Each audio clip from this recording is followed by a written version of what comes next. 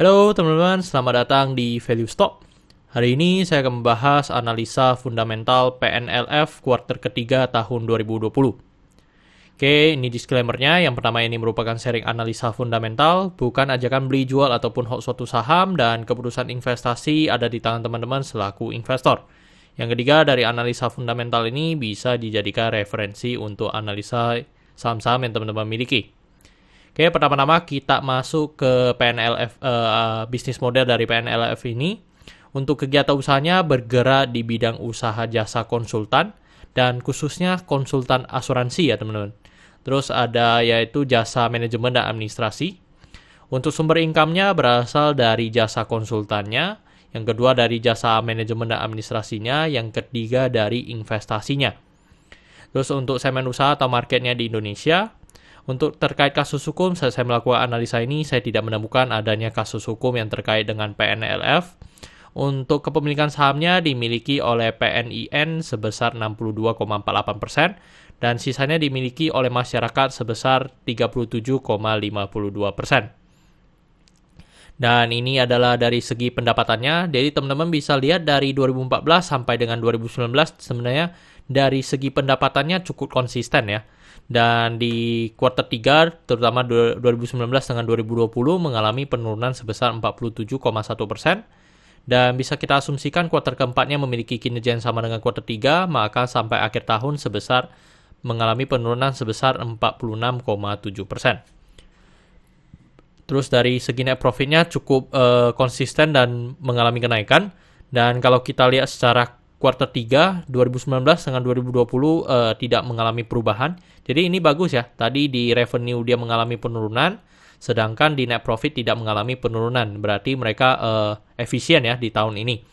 Terus dari 2020 kita asumsikan lagi kalau kuartal keempatnya memiliki kinerja yang sama dengan kuartal 3, maka sampai akhir tahun akan mengalami penurunan sebesar 6,7%.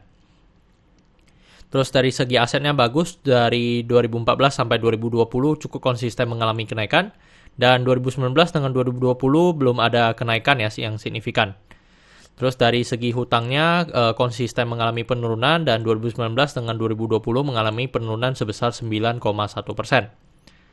Terus dari segi modalnya cukup konsisten mengalami kenaikan, dan kenaikannya 2019 dengan 2020 sebesar 1,5%. Dan teman-teman, ini adalah summary laporan keuangannya dari 2014 sampai 2020. Dan di sini saya akan banyak membahas tentang rasio keuangannya. Yang pertama adalah NPM atau Net Profit Margin. Untuk di 2020 ini Net Profit Marginnya sebesar 77,78%. Dan ini sangat bagus ya teman-teman. Tetapi memang ini segmen usahanya adalah di jasa. Jadi yang dimana jasa itu biasanya cost-nya sangat kecil ya teman-teman, karena yang benar-benar jadi cost terbesarnya adalah manpower sama penyewaan kalau mereka melakukan penyewaan tempat. Tapi sisanya memang mereka sangat low cost, jadi ini sangat wajar ya jika NPM-nya tinggi. Tetapi kalau kita bandingkan dengan 2019 dengan 2020, memang ini kenaikannya sangat signifikan ya. Jadi ini yang juga menjadi consider saya ya, apakah di masa pandemi mereka lay off orang atau mereka potong gaji atau gimana, itu yang menyebabkan NPM-nya sangat tinggi atau gimana teman-teman. Jadi menurut saya yang mungkin wajarnya mungkin sekitar 40% sampai 30% ya untuk dari segi NPM-nya. Terus untuk EPS-nya di 58 di 2020 ini. Dan kalau kita lihat secara historinya mungkin memang kita bisa mendapatkan EPS rata-ratanya sekitar 50 ya. Terus dari segi pernya di 4,29 kali. Dan kalau kita lihat secara histori memang untuk per ini mungkin bisa kita dapatkan rata-rata pernya sekitar 4 sampai 5. Terus dari segi book value-nya, untuk book value sekarang di 822, kalau kita bandingkan dengan harga sekarang 250, maka kita bisa mendapatkan PBV-nya di 0,3 kali. Dan kalau kita lihat secara histori juga, untuk PBV ini hampir jarang ya mencapai 0,5. Kecuali yang di 2014 yang pernah mencapai 0,6. Tapi sisanya pun 0,4 pun belum pernah menyentuh harga tersebut. Terus dari segi DER-nya di 0,15 dan ini sangat bagus yang dimana DER-nya masih di bawah 1. Untuk ROE-nya di 2020 ini sebesar 7,1%. Dan kalau kita lihat secara historinya, mungkin kita memang bisa mendapatkan ROE rata-ratanya sekitar 6-7%. Untuk ROA-nya di 6,16%. Dan kalau kita lihat secara histori juga, mungkin juga sekitar 6% ya dari segi ROA-nya. Oke teman-teman, saat saya membuat video ini untuk harga PNLF di 250. Dan dari analisa fundamental, saya bisa mendapatkan nilai intrinsic value-nya sekitar Rp400. Jadi masih memiliki margin of safety 60%. Dan ini kesimpulannya, yang pertama dari produk dan jasa saya berikan status oke karena jelas ya mereka jasa konsultan dan lebih khususnya konsultan asuransi. Terus dari GCG-nya saya berikan status oke juga karena ada pemegang saham mayoritas dan tidak memiliki kasus hukum. Untuk dari segi revenue dan net profit saya berikan status oke walaupun mengalami penurunan sedikit ataupun tidak ada perubahan. Karena saya lihat ini di masa force major ya atau di masa pandemi seperti sekarang. Terus untuk dari segi aset saya berikan status oke walaupun tidak mengalami kenaikan tetapi mereka bisa menjaga asetnya aja udah cukup bagus. Terus dari liability saya berikan status oke karena mengalami penurunan dan DER-nya di bawah 1. Untuk book value saya berikan status oke karena harga jual sekarang di bawah harga book value-nya. Untuk secara sektor sebenarnya tidak ada hal yang perlu kita concern, jadi jika liability-nya oke saya berikan satu sektor ini oke. Untuk ROE, saya berikan status no karena di bawah 9% atau 2 kali bunga deposito yang saya anut.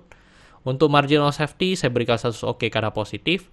Untuk dividen, saya berikan status no karena selama perusahaan ini berdiri, kayaknya belum pernah membagikan dividen kepada investornya. Jadi kesimpulannya adalah 9 dibanding 11. Dan pertanyaannya adalah apakah saya akan membeli saham PNLF ini? Jadi teman-teman, saat saya menganalisa perusahaan ini, sebenarnya secara valuasi sangat menarik. Tetapi untuk sementara mungkin saya jadikan watchlist-nya saya dulu. Kenapa? Karena satu, dia tidak membagikan dividen. Walaupun perusahaan ini sebenarnya secara valuasi sangat bagus, tetapi satu, dia tidak pernah membagikan dividen. Yang kedua adalah secara daily trading-nya. Jadi secara fluktuasi harganya dari jumlah investor yang beli saham tersebut masih menurut saya volume pembelian dan penjualan hariannya masih sangat kecil ya teman-teman. Jadi itu menurut saya menjadi considernya saya.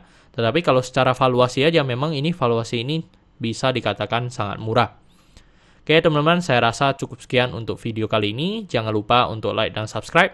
Jangan lupa juga untuk follow saya di Instagram saya di royken13. Dan jika teman-teman ada kode saham yang ingin saya buatkan analisa seperti ini, silahkan tinggalkan di kolom komentar untuk kode sahamnya. Nanti saya akan buatkan listnya, jadi teman-teman bisa voting di situ dan teman-teman mana-mana nih saham-saham yang ingin saya prioritaskan untuk saya cover terlebih dahulu. Oke teman-teman, see you in the next video. Bye-bye.